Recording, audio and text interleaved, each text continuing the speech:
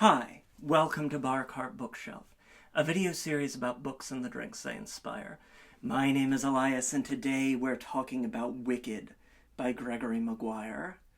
Wicked is one of the most read fantasy novels of the last, 30 years.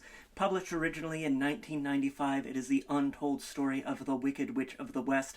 It has been adapted into the hit Broadway musical Wicked, and the film Wicked and Wicked for Good, coming out later this week. It is a book that's very dear to my heart, a show that's very dear to my heart, and so one that I've been wanting to talk about here on Bar Cart Bookshelf for a really long time, if only for the excuse to reread it, because it's been about 10 years since I last read Wicked, and I am just so charmed by this book. It's very different from the musical. It's very different from the L. Frank Baum novel and subsequent novels in the Land of Oz. It's very different from the MGM film of the 30s.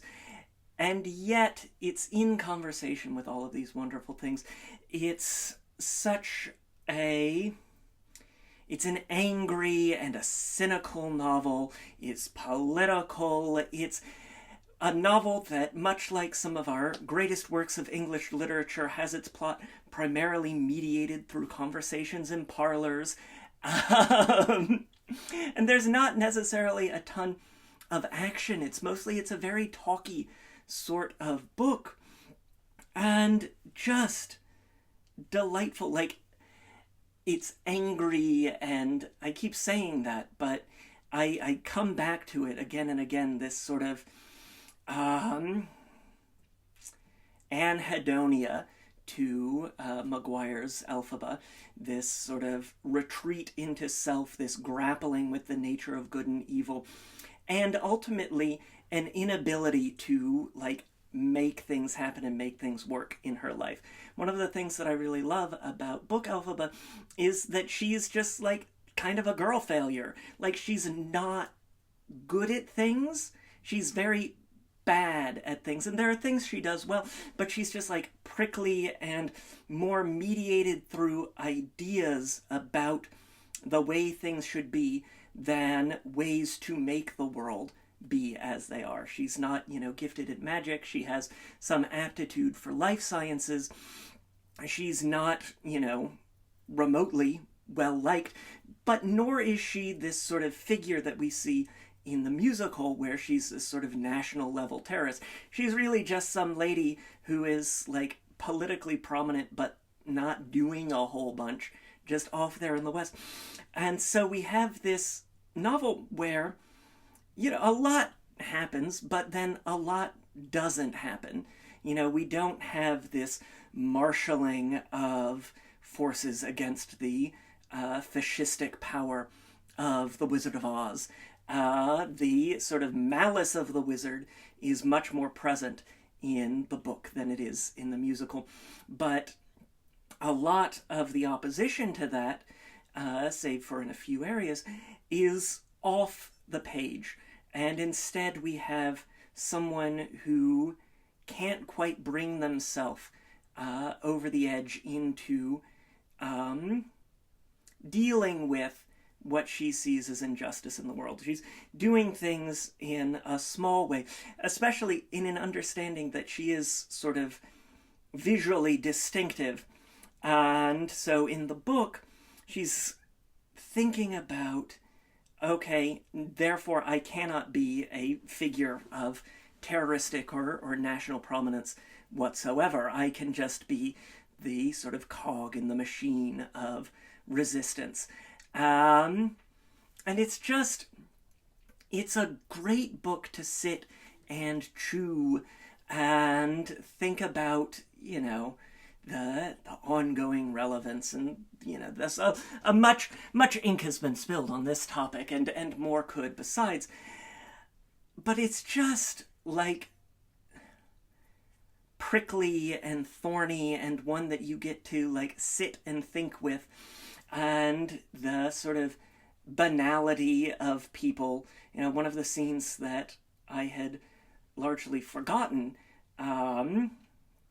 where Elphaba, near the end of the novel, meets with some of her old school chums and talks over dinner about the nature of evil in the wake of this sort of turning point for herself.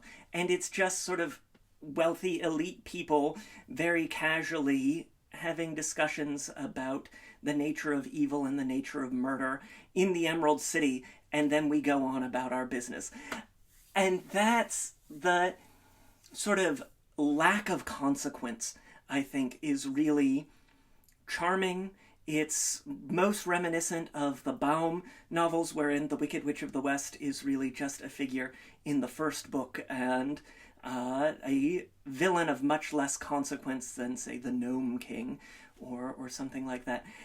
And it is only after this becomes a phenomenon and after this death that we get this idea of Elphaba lives, or Elphaba as a sort of gripping, polarizing lightning rod for resistance to various political forces in Oz. I had a great fondness in high school for the remaining books of the Wicked Years series, Son of a Witch, A Lion Among Men, and About Oz. And I don't know if I'll be rereading them now. I would love the opportunity. But there is something... They all, started being published 10 years after Wicked. Wicked originally published in 1995. And there's something about Wicked as a singular novel, all by itself, without any accompaniment, that I think is, again, delightful. If you have not read it, I really do urge you to read it. I think, lots of people should read this book and think with it. I enjoyed it as a teenager. I enjoy it even more, I think, in different ways as an adult. And so, of course, we had to have a drink. Our drink today is a green elixir, because of course it is. And we are going to begin with 1 egg white that we will get into our shaker tin, like so. And then we will add the remainder of our ingredients, starting with 1 ounce of white rum. This is sort of somewhere between a white witch and a grasshopper and a fizz. So some of these like classic cocktails, things that should be pretty accessible and easy to get at your liquor store, with a whole fresh new spin on things, much the way Wicked, a whole fresh new spin on The Wonderful Wizard of Oz. All right, so we've got our rum and our egg white in here. Then we will get a half of white creme de cacao. Nice little white chocolate in there. And then creme de menthe, something nice and green. And also Frosty Freezy. This is a pricklier Elphaba. She's grouchier, she's somber, she's religious. Well, she's a devoted atheist, but raised religiously, and therefore, militantly atheistic. Always questioning, does she have a soul? And what does it mean to move through life when you don't believe yourself to be ensouled?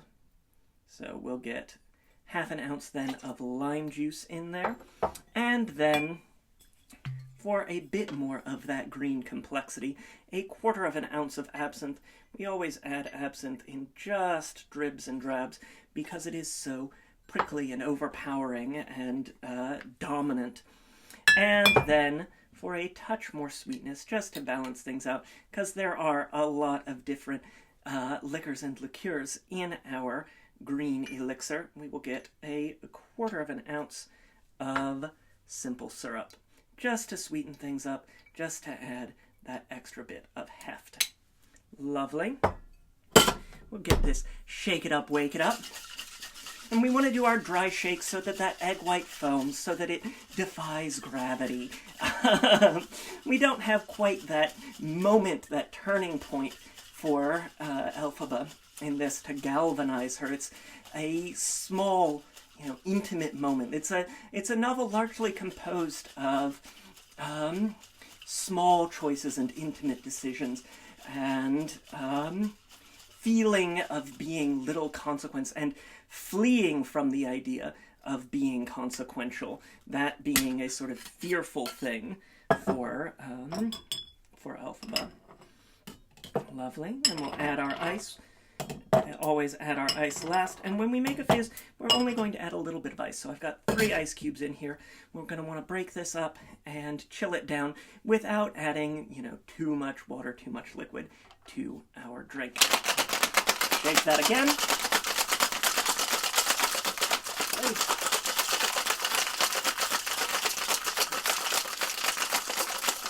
Until we have that frost form there. Fantastic.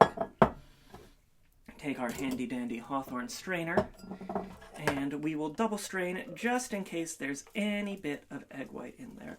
And that lovely, lurid, witchy green. Fantastic. And because this is a fizz, we're going to want to top with a bit of soda water. Fantastic. Let that get that nice frosty foam. And of course, Glinda Arduenas is not quite the same degree of prominence in the novel Wicked as she is in the musical, but I couldn't have something this green without a little pink, and so we're going to get just 1, 2, 3 drops of Peychaud bitters. We'll take our little cocktail stir and give that just a little swirl through there to get this sort of marbling reddish pink for our green elixir fizz. And so there you have it. This is the green elixir inspired by Wicked by Gregory Maguire. Wicked's been out since 1995. It is available wherever books are sold. I'm so excited to be going to see Wicked for Good later this weekend. Really, really hyped about that. I'm sure that most of y'all here on Bar Cart Bookshelf are as well. Try the drink. Let me know what you think in the comments down below. Check out my book, Cocktails and Consoles, 75 Cocktails and Mocktails, inspired by the wonderful world of video games. We got a lot of other great drinks in there, including some playing with our friend Creme de Menthe. Hit that like button. It makes me so, so happy when you do. Subscribe if you haven't already so you never miss an episode. We've got some great books that we'll be talking about as we round out our 2025 and head into our 2026. I'm so excited to share them with all of you. And until next time, cheers.